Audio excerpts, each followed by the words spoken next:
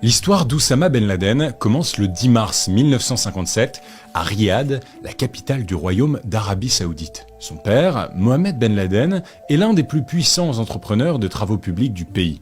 Sa mère, Alia Ghanem, est syrienne. Alia n'est pas la seule épouse de Mohamed Ben Laden, qui s'est mariée avec 22 femmes, avec qui il a eu officiellement 54 enfants, Oussama étant le 17e. Le jeune Oussama grandit à Jeddah, en Arabie Saoudite, dans un quartier plutôt riche. Le problème, c'est que les parents d'Oussama ont divorcé quand il était très jeune. Autour de ses 10 ans, Oussama Ben Laden vit 3 épisodes décisifs dans son existence. Il apprend la mort de son père, dans un accident d'avion, qu'il n'aura pas vraiment connu. Il vit également avec effroi la victoire d'Israël sur la coalition des pays arabes en 1967, ainsi que l'occupation de la Palestine. Le monde arabe, battu à l'époque, nourrit un esprit de revanche dans lequel Oussama Ben Laden se construit. À 18 ans, Ben Laden intègre l'université King Abdulaziz à Jeddah pour y faire ses études de génie civil et de commerce. Il y découvre un personnage fascinant, un professeur que beaucoup d'étudiants dans la même situation qu'Oussama Ben Laden idolâtrent, le professeur Abdallah Azzam. C'est un prêcheur radical qui prône une véritable mobilisation des territoires d'islam, une mise en œuvre armée du djihad. L'orphelin Oussama Ben Laden trouve en Abdallah Azzam un guide, une référence, un père spirituel. Nous sommes en 1979 et l'URSS envahit l'Afghanistan, une nation musulmane. Il se porte alors volontaire pour aider le gouvernement saoudien qui soutient les réfugiés afghans. Le jeune Oussama a 21 ans et il se rend à Peshawar, au Pakistan, à la frontière avec l'Afghanistan. En fait, Oussama n'est pas parti à Peshawar par hasard. Il a rejoint son professeur Abdallah Azzam, qui a saisi l'occasion pour fédérer autour de ses idées. Oussama Ben Laden et Abdallah Azzam organisent progressivement la vie de tous les combattants étrangers venus du monde arabe, d'Afrique du Nord et d'Europe, ce qu'on appelle les Moudjahidines. Ainsi, entre 1980 et 1983, Ben Laden, qui fait des allers-retours entre Peshawar et l'Arabie Saoudite, finance la formation des Moudjahidines. En 1984, il passe à l'action.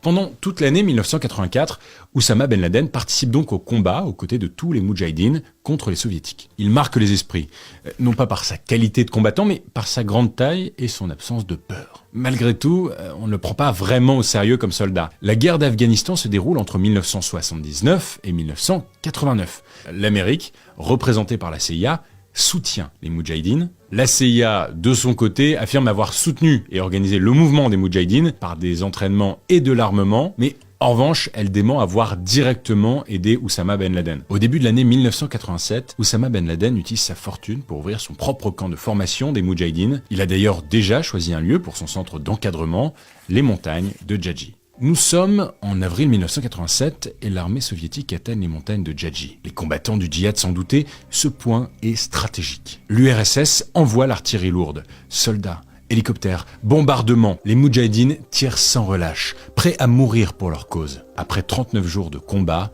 l'URSS perd la bataille de Djadji. Il apparaît alors comme un guerrier, une icône du combat. Les hommes formés à Al-Masada, les plus proches d'Oussama Ben Laden, commence alors à nourrir une nouvelle envie, fédérer le djihad du monde entier, l'élève à dépasser le maître. Le nouveau visage du djihad s'appelle désormais Oussama Ben Laden. Ayman al-Zawahiri, un frère musulman originaire d'Égypte, réfugié à Peshawar. Assez vite, les idées d'Ayman séduisent Oussama. Il lui expose une nouvelle vision du djihad. Al-Zawahiri affirme qu'il faut désormais passer à l'offensive, à la conquête. We believed in our religion, both as an ideology and practice, and hence we tried our best to establish this Islamic State and Islamic society.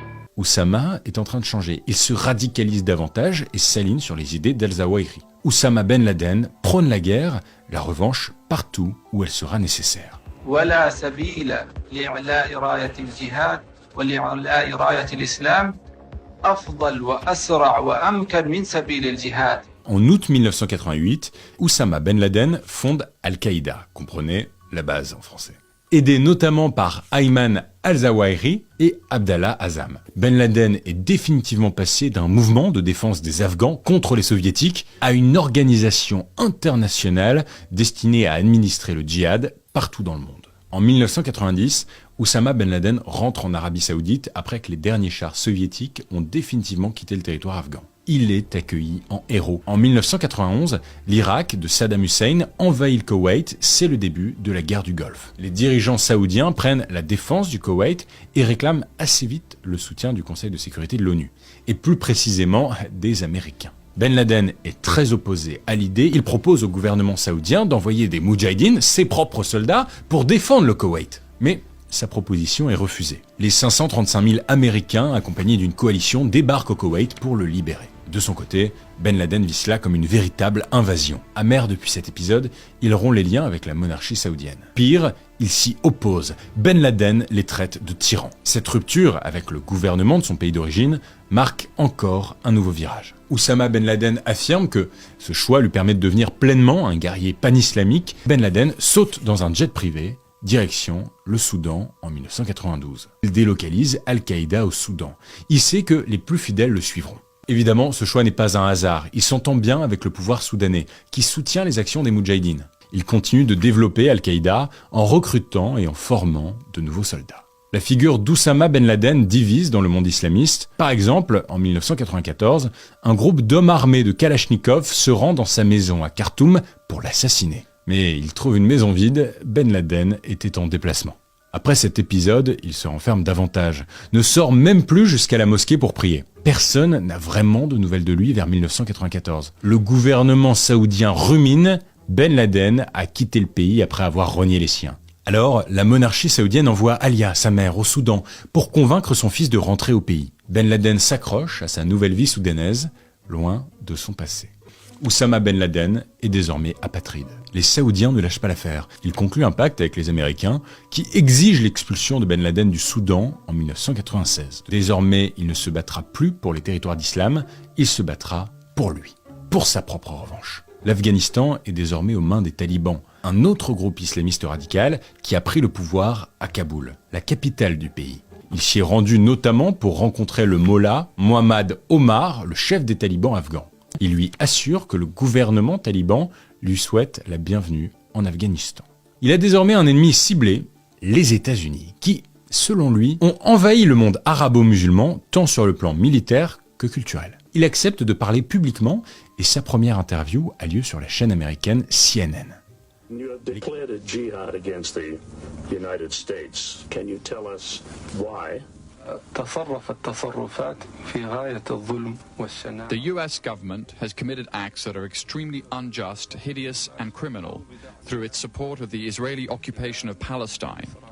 And we believe the US is directly responsible for those killed in Palestine, Lebanon and Iraq. Ben Laden est un chef d'État, le chef d'un État pan-islamique. Al-Qaïda a plusieurs bases. Il y en a une en particulier dans laquelle on forme une poignée de djihadistes triés sur le volet à la science des armes chimiques et des explosifs. Cette base, c'est le camp de Tora Bora, dans les montagnes afghanes. Pris dans ses idées meurtrières, Oussama Ben Laden passe des paroles aux actes. En 1998, il développe au sein d'Al-Qaïda une unité kamikaze. Il rencontre notamment Khaled Sheikh Mohammed, islamiste pakistanais.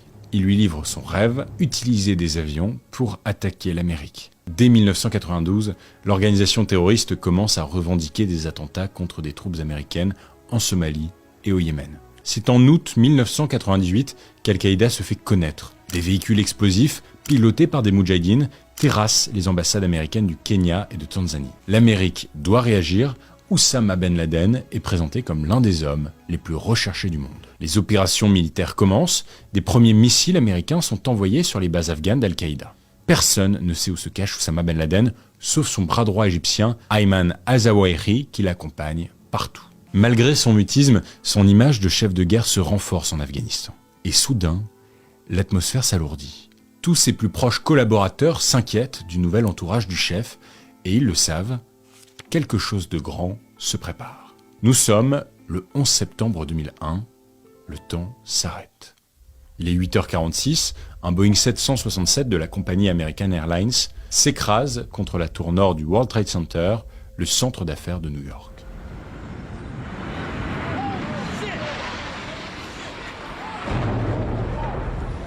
Au même moment, le président américain George W. Bush donne une interview dans une classe d'enfants en Floride. Un conseiller vient lui chuchoter la nouvelle. À 9h03, dans la cohue, un second avion du même modèle vient percuter la tour sud.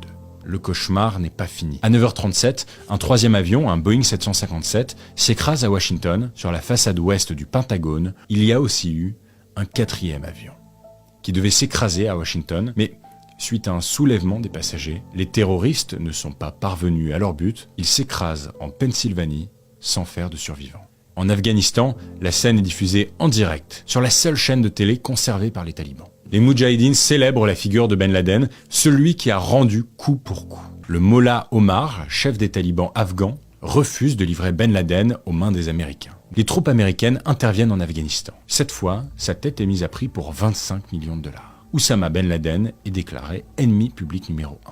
Les forces américaines s'y rendent, bombardent les bases, mais sans succès. Ils refusent d'envoyer des soldats au sol. Pendant 5 ans, les Américains perdent la trace de l'homme le plus recherché de la planète. En avril 2011, les forces spéciales américaines reçoivent l'information exacte du lieu où se cache Oussama Ben Laden.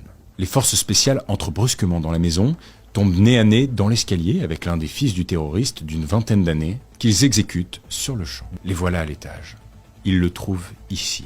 Après tant d'années de recherche, il est à 1,2 m, tenant sa femme par les épaules devant lui. Robert O'Neill, membre des SEAL, les forces spéciales de la marine américaine, exécute le chef d'Al-Qaïda de 2 balles dans la tête. L'événement est célébré comme une victoire historique aux États-Unis. Dans le monde arabo-musulman, certaines réactions sont partagées. On peut évoquer ici celle du chef du mouvement islamiste palestinien, le Hamas, à Gaza. Si cette nouvelle est vraie, nous pensons qu'il s'agit de la poursuite de la politique d'oppression américaine, fondée sur l'effusion du sang des Arabes et des musulmans. Pour l'organisation Al-Qaïda, la mort d'Oussama Ben Laden, son chef emblématique, marque un véritable coup de frein. C'est le numéro 2 de l'organisation qui reprend la main, le mentor de Ben Laden, Ayman al-Zawahiri, mais il ne crée pas la même fascination que le saoudien. Malgré cela, l'organisation terroriste perdure après 2011, notamment en menant des attentats en Syrie, nouveau secteur du terrorisme international, dont l'organisation est assurée par l'État islamique Daesh. L'histoire d'Oussama Ben Laden, c'est donc celle d'un héritier d'une puissante et richissime famille saoudienne qui a progressivement sombré dans les profondeurs du rigorisme religieux, du djihad armé, puis du terrorisme. C'est l'histoire d'un homme dont le combat s'est transformé en revanche personnelle, que tous ses amis les plus proches, les plus fidèles, ont vu sombrer dans une démesure meurtrière. C'était l'histoire d'Oussama Ben Laden.